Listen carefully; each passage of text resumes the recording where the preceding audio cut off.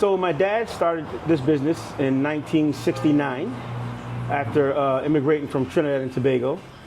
He worked for a couple of car dealerships before he opened his own business. So as a kid, of course, I just hung out with my father during the day at all three shops.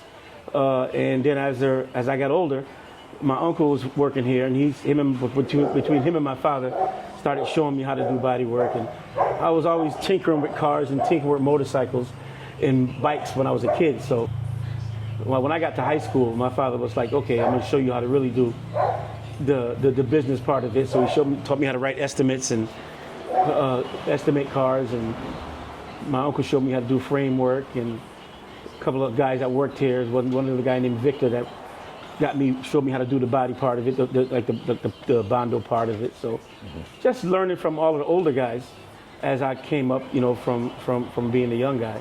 Okay. So what's the most rewarding part of the job? When it's finished. Seeing the car, especially when you do like old cars like this, when you do antiques, and you see the car when it comes in. I can see it when it's done, because of my vision. I see it when it's finished. But when it's actually finished and it's sitting out front, and you look over it and see the work that you've done, that's rewarding for me, and that's in this business. The most important skill, I think, is to be able to problem solve, because everything is a problem that you're working on. You got to learn how to solve the problem. If you're putting some body work on a car, it's solving it to make sure it's right. Taking a fender off, putting the fender on, getting it lined up, the framework. Everything in this business is pretty much problem solving. You got a task in front of you. You got to solve it. So that's pretty much it. A lot of it is repetitious, but you still learn something new every day. I learn something new, especially working on some of these newer cars every day. So. Well, talking about the newer cars, everything's changing now. AI is here. There's all kinds of new technologies and everything that's out there. Where do you see this trade evolving over the next generation?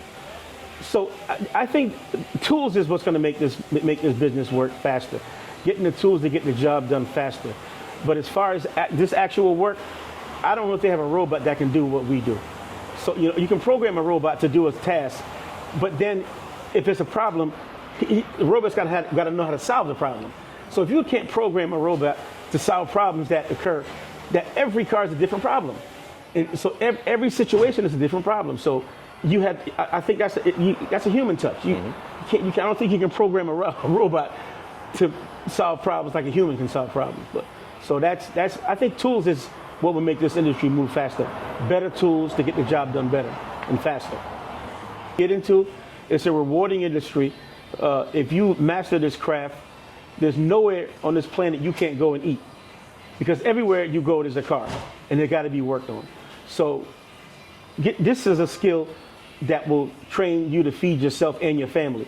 As long as there's cars, there's a job. Yeah. Because people gonna want to fix cars, they want to customize cars. So as long as they got cars, flying cars, you have to be fixed too. So as long as there's cars, somebody got to fix them. I love it. I love it.